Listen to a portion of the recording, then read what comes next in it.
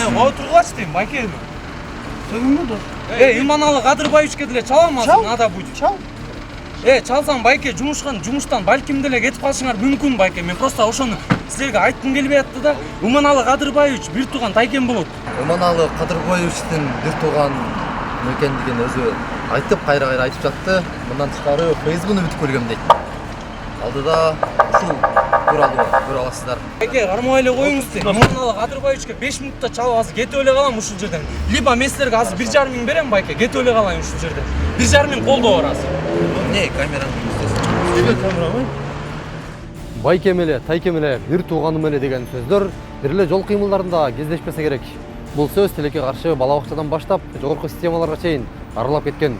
Сөзүбүз курулай болбош үчүн биз бүгүнкү эфирде жол кыймылдарынын коопсуздугун камсыздоо башкы башкармалыгынын башчысынын орун басары Саркулов Иманалы Кадырбаевичтин атын атап, масабалда инспекторлордун айласын кетирген, ал тургай бир телефон чалуу менен жумушунан кетирим деп айткан айдоочунун кылык жоруктары тууралуу көрсөтөбүз.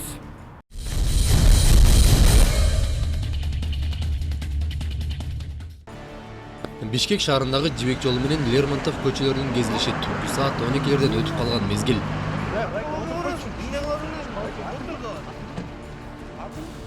Биздин чыгармачыл топ Кыргыз Республикасынын жол кыймылдарынын коопсуздугун камсыздоо башкы башкармалыгынын инспекторлору менен биргеликте атайын рейдтик иш-чарада жүргөндө белгисиз айдоочу тарабынан баш ийбестик болуп жаткандыгы тууралуу шашылыш билдирүү болду.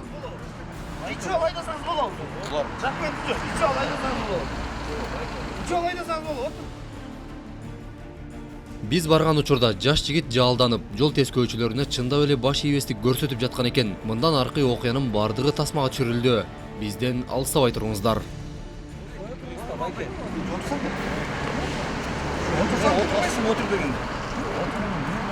Жок, азыр буга карасың. Сүйлөшүп алалы. Жок, сөйлөшөсүң, отуруп сөйлөшөсүң.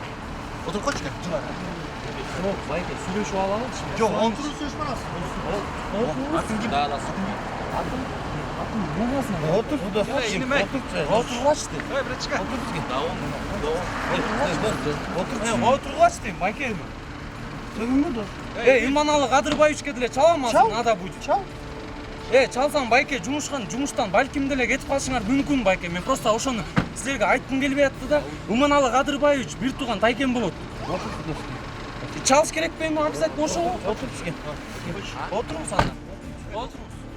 Таякем мындай, таякем тигиндей, жумуштан кетесиңер деген өңүттөгү ооз көптүргөн сөздөр менен инспекторлордун айласын кетирип жаткан айдоочуну коштоп жүргөн жанындагы жигит дагы кадр сыртында калган жок. Анткени ал дагы сөгүнүп келип, камераны чаап жибере жаздады.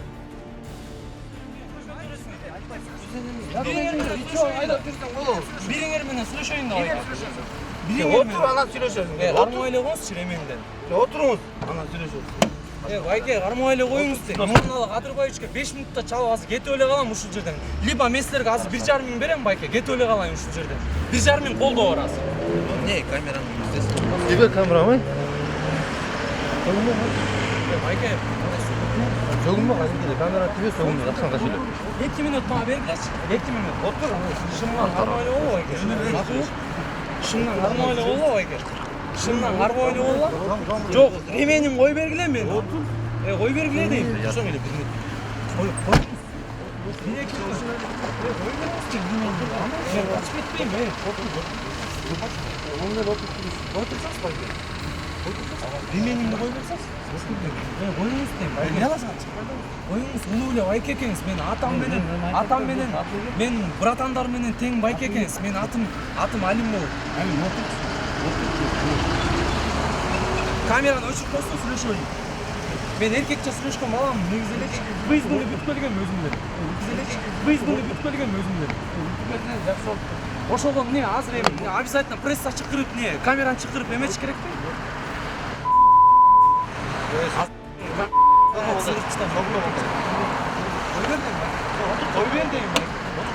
Кой бер дейм байке.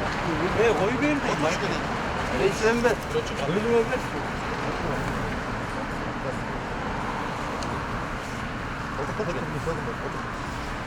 Келіңіз байке, ар бириңизден бирден кечирим сурайын байке. Сизге жаман сөз сүйлөгөн жокмун бу? Отур кел. Сүйлөгөн жоксуңуз. Жок, мен ременим эле кой берип коюңуз, сурамыш. Болду. Мен отурам. Хорошо, эркекче эле отурам. Келиңиз. Бир сүйлөшөлү байке. Бир сүйлөшөлү сиз менен 1 мүнөттө. 1 мүнөттө сүйлөшөлү байке. Жок, 1 мүнөттө сүйлөшөлү байке. Отуруп сүйлөш, жай. Келиңиз, сиз деле отурасыз. Сен жаның отур. Отур. Отур, машина алып. Айда байке. Olmuyor, sen dost. Sen yürüyün, siz olsan biz yaparız zaten. Alo. Biz yaparız. Nasıl neyse böyle bir kuruşka içken bayke. Bir kuruşka içsin, bir kuruşka içsin de vay. Aylanıp keteyim bayke oy. Men bir kuruşka ile içken men. Негизи içken bala эмесмин. Вообще негизи içпейм. Удостоверение личности биз азыр нештатникпиз. Распоряжениеде жүрөбүз, изучениеде. Физбини бүтүп келген байке.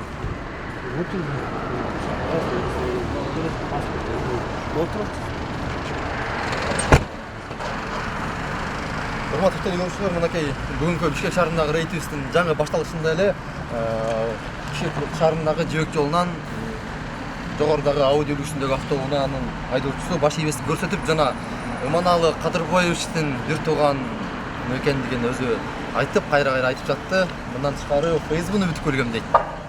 Алдыда ушул тууралуу көрө аласыздар.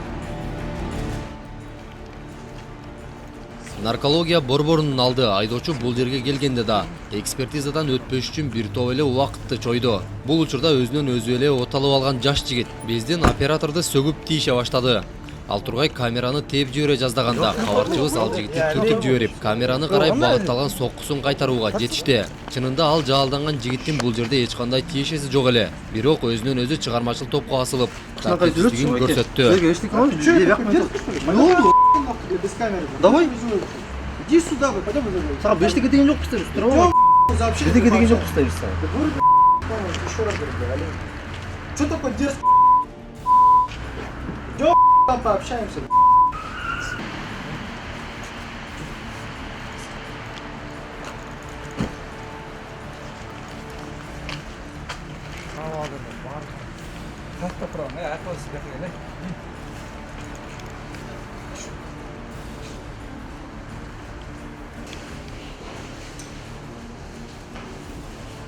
Наркология борборунан айдоочунун мас абалында унаа башкарып жүргөндүгү аныкталды. Бирок медайым айдоочунун баңгизатын колдонуп колдонбогондугун дагы текшерди.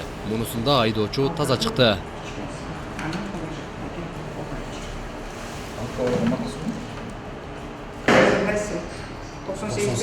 Қайда іштейсің? Так, или мындай запах барды, болған положительный жүрөт, остаточный деген жоқ. Остаточный деген жоқ. Ана за 24 часа, да. То есть 24 саат мурун ичкен нерсе ана не должно да. Пьяный, да?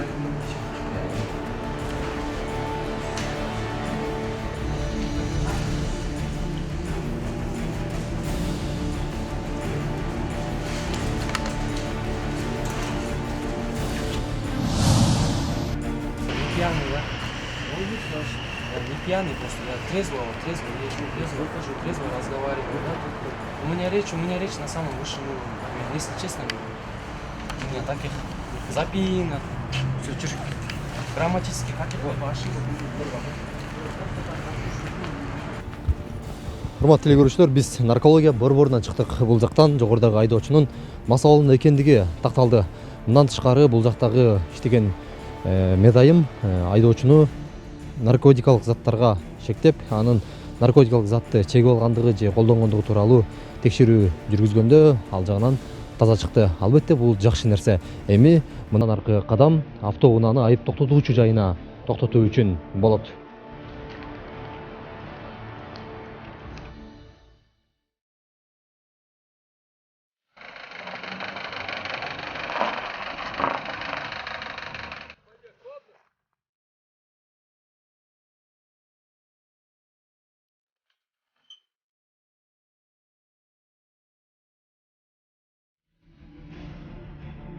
Жогордагы окуядан 3 күн өткөн соң айдоочу салынган айыбын толугу менен төлөп, унаасын айып короосунан чыгарып кетүү үчүн Кыргыз Республикасынын жол кыймылдарынын коопсуздугун камсыздоо башкы башкармалыгына келген жеринен кезиктирдик. Биз дагы ал жакка жогорудагы аталган кызматтын башчысынын орун басары Саркулов Иманалы Кадырбаевичтен бул окуя тууралуу сурап, мындайга кандай көз карашта экендигин билүү максатында барган элек. Мындан аркы окуянын өнүгүшү назарыңыздарда.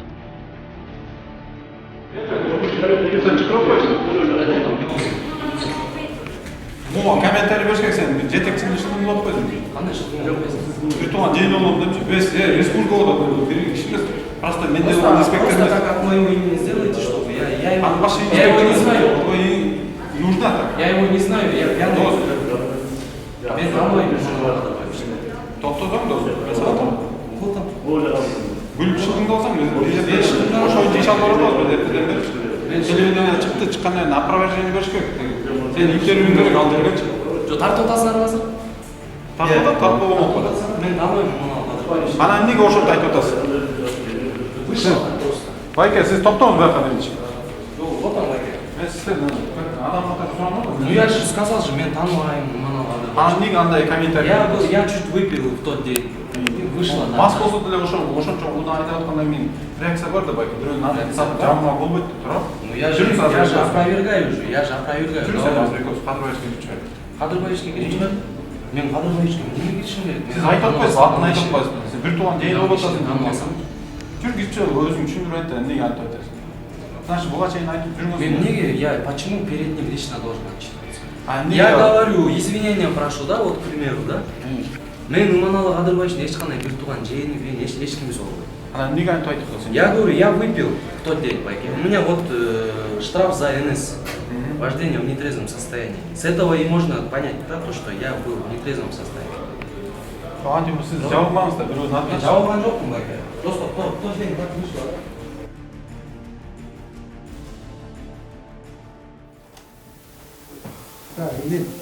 Мен таныдым. Сизди таанымын. Көрдүңбү?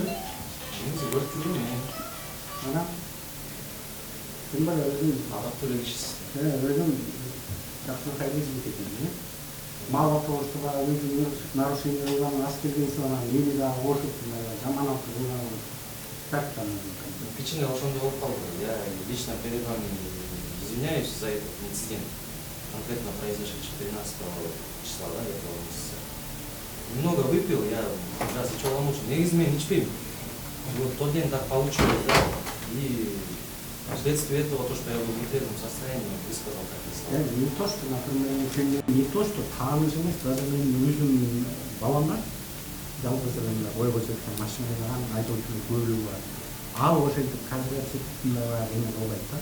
Потому что мен ошондой тарбиялаган өзүм балдарым да.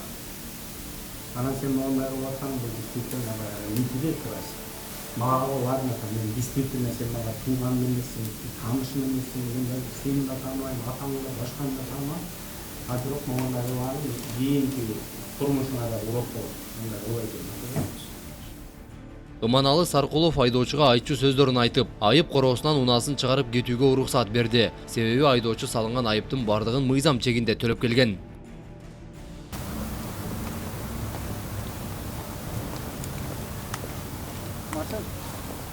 Ала уже айыптарын төлөдү да? Төлөдү. Эметчи? Биринчи күнү Тайкем эле Тайкем деп кыйкырып жаткан жигит эми минтип Иманалы Саркуловду сыртынан эле тааный тургандыгын айтып олтурат. Буга окшоп тааныбаган эле адамды таанышым деп атын саткандарга бул жигиттин окуясы катуу сабак болот деген тилектебиз. Не обязан, да, честно говоря. А то что обязан, что бирөөнүн атын сатсаң